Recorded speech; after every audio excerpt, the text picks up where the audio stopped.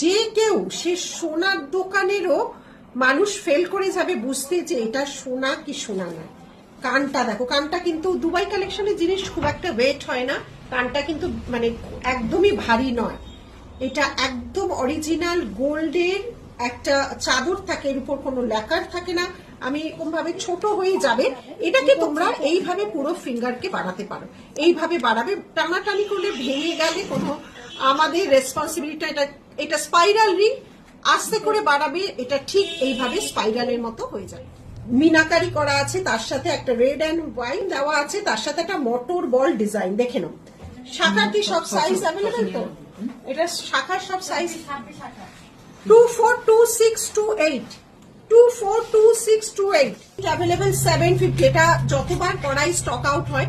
কিরির উপর যাচ্ছে এরকম পাট, আবার এসছে কিরির উপর যাচ্ছে পাট। 242628 242628